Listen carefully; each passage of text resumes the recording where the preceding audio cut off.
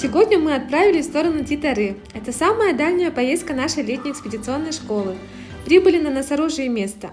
Мы здесь будем знакомиться с палеонтологией. Это место мы называем носорожьем, потому что в 2017 году тут со школьниками мы нашли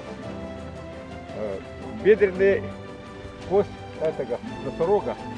Когда строили вот эту дорогу, тут ровное место было, лес был, но тут сделали карьер. Сверху взяли грунт и сделали дорогу. И потом она была очень ровно, тут ходили бульдозеры, КамАЗы ходили, очень ровное место было. Потом она начала внизу мерзлота таять.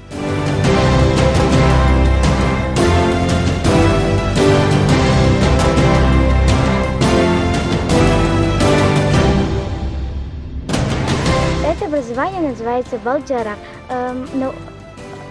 Оно появилось из-за тайны вечной мерзлоты. Балджарах не переводится на международном языке, также остается Балджара.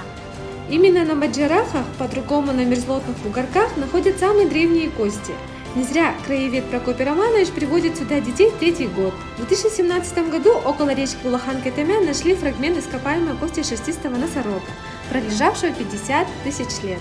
А участники экспедиционной школы до нас находили отдельные кости ленской лошади, бедренные кости бизона и в прошлом году бедренную кость носорога. Ну и мы тоже не отстали.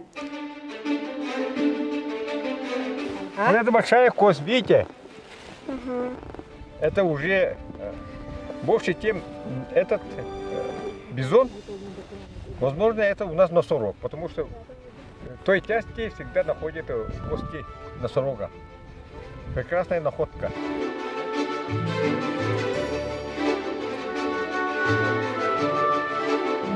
Я нашла кость предполагаемой ленской лошади.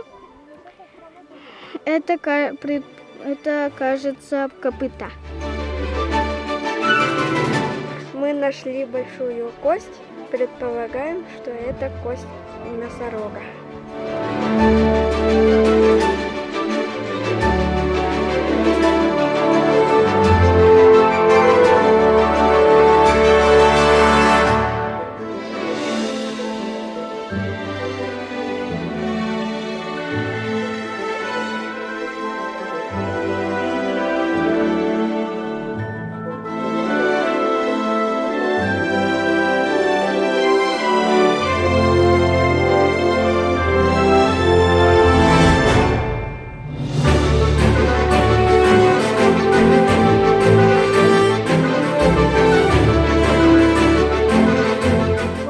Сегодняшние находки. Некоторые из них синеватого оттенка. Это минерал бивенит.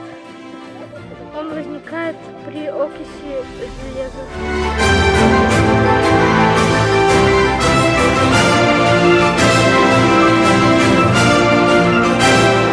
На этом наши находки не закончились. Сегодняшняя охота тоже удалась. Мы возьмем с собой найденные кости в музей Мамонта и будем их изучать.